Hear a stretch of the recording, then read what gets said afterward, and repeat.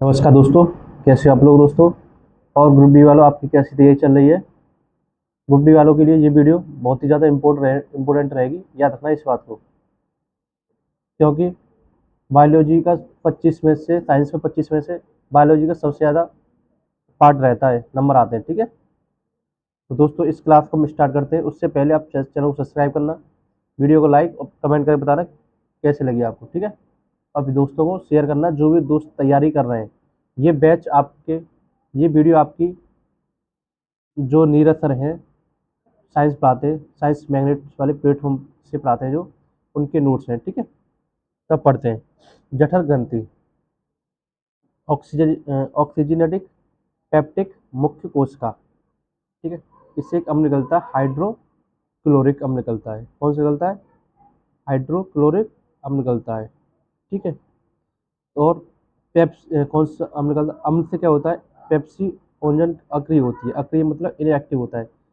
HCl की सहायता से पेप्सिन या एक्टिव सक्रिय हो जाता है। क्या निकलता है? HCl से पेप्सिन निकलता है। पेप्सिन क्या है?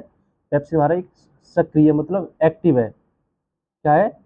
एक्टिव है आपका। ठीक है, प्रोटीन। प्रोटीन प्रोटीन को पाचन करता है कौन? पेप्सिन करता है। प्रोटीन को पचाता है जो कौन करता है? पेप्सिन करता है। ठीक है, और किस में कर देता है, तोड़ देता है? पेप्टाइड, या इसको पेप्टोल बोलते हैं इसको। इससे प्रश्न बने हुए हैं दोस्तों, अभी दिखाऊंगा आपको मैं। ठीक है, अब एक पढ़ते हैं कोशिका। और कौन सी कोशिका है? हमारी कोशिका है म्यूकस कोशिका। ये कोशिकाएं म्यूकस सलिस्मा बोला जाता है इसे। म्यूकस क्या बोला? सलिस्मा बोला जाता है। स्राव करती है, जो पेट की भीतरी दीवार को एसिड और एंजाइम से सुरक्षा प्रदान करती है। कौन? श्लेष्म कोशिकाएं। तो दीवार की पेट की दीवार, भीतरी दीवार होती है ना, उसके एसिड और एंजाइम से सुरक्षा प्रदान करती है। मतलब एंजाइम से बचाती है और एसिड से भी बचाती है। कौन? म्यूकस। म्यूकस मतलब श्लेष। ठीक है, इससे प्रश्न क्या पूछे गए थे वो, इसमें प्रश्न पूछे गए, पाचन तंत्र में निम्नलिखित में से कौन सा हाइड्रोक्लोरिक एसिड पेप्सिन नामक प्रोटीन को पचाने वाला एंजाइम और श्लेष्मा छोड़ता है? मैंने अभी क्वेश्चन ऊपर कराया था, आपको समझाया था। कौन है? जठर ग्रंथि। जठर ग्रंथि के दो टाइप थे ना, ऑक्सीजनेटिक और पेप्टिक, और एक था म्यूकस कोशिका, तीनों थी ये। ठीक है, तो कौन है? जठर ग्रंथि। ये भी टेक्निकल 2024 में पूछा गया है। अब पढ़ते हैं, पाचन की प्रक्रिया में अपनी क्रिया के लिए किस एंजाइम को हाइड्रोक्लोरिक एसिड की उपस्थिति की आवश्यकता होती है? पेप्सिन की होती है। अभी मैंने आपको ऊपर कराया था पेप्सिन। ठीक है, प्रोटीन जो था टूट रहा था, पेप्सिन की सहायता से पाचन हो रहा था। किसमें हो रहा था? पेप्टाइड और प्रोटीन, पेप्टाइड या पेप्टोन में हो रहा था। ठीक है, किसकी सहायता से? पेप्सिन की सहायता से।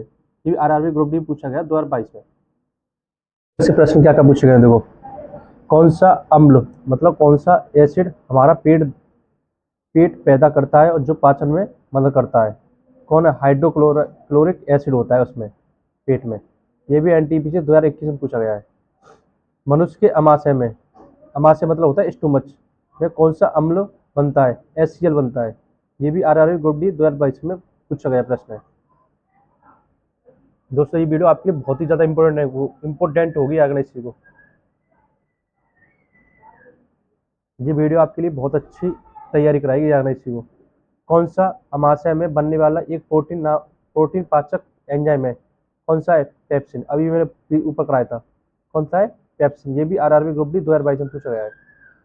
पाचन ग्रंथियों और उनके एंजाइमों से संबंधित गलत जोड़ी चयन कीजिए। लार ग्रंथि से पेप्सिन होता है? नहीं, ये गलत है। लार जठर ग्रंथि से होता है पेप्सिन होता है, हाँ। यकृत से पित्तरस, अग्नाशयी रस होता है। तो ऑप्शन कौन सा होगा? ए। टेक्नीशियन 2024 में ये भी पूछा गया आपका। और नेक्स्ट देखते हैं, नेक्स्ट पढ़ते हैं, घाव, अल्सर।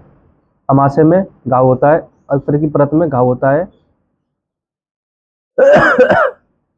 छोटी आंत को पढ़ते क्या? लंबाई, छोटी आंत की लंबाई कितनी होती है? 7.5 मीटर होती है। व्यास कितना होता है? 1 इंच। 1 इंच को हम सेंटीमीटर चेंज करेंगे तो 1 इंच में कितना सेंटीमीटर होता है? 2.5 सेंटीमीटर होता है। 2.5 सेंटीमीटर होता है। ठीक है, इसके भी तीन भाग होते हैं। इसके भी तीन भाग होते हैं, ड्यूडिनम, जेजुनम, इलियम। ठीक है, तो इससे क्वेश्चन क्या पूछा गया? देखो, डिओडेनम का डैश का भाग है, किसका भाग है, छोटे हाथ का, मैंने ऊपर कराया था। ये भी एनटीपीसी 2016 में पूछा गया है। यकृत के बारे में पढ़ते हैं, यकृत के बारे में पढ़ते हैं। यकृत का अध्ययन किसे होते हैं, हिपोटोलॉजी बोला जाता है। ये लीवर के स्टडी को क्या बोला जाता है, हिपोटोलॉजी बोला जाता है। लीवर या मतलब यकृत हमारे शरीर का आंतरिक अंगों में सबसे भारी वजन 1.5 से लेके 1.7 kg और सबसे बड़ा अंग है, सबसे बड़ा भी अंग है, सबसे आंतरिक, सबसे भारी। बाह्य अंगों में त्वचा सबसे बड़ा भाग है, बाह्य अंगों में भी। यकृत सबसे बड़ी बहिस्रावी ग्रंथि भी है। पित्रस बाइल जूस बोला जाता है। पित्रस एक पीले हरे रंग एक तरल पदार्थ है जो यकृत द्वारा निर्मित होता है, जो पित्ताशय में जमा होता है। यह वसा में पाचन में महत्वपूर्ण भूमिका निभाता है। ठीक है दोस्तों। पित्त बड़ी वसा की गोलियों में तोड़ देता है। इससे एंजाइम लाइपेज के कार्य करने के लिए सतह क्षेत्र बढ़ जाता है। इस प्रक्रिया को पाइसीकरण कहा जाता है। दोस्तों इस क्लास को अब एंड करता हूँ यहीं पर। ठीक है।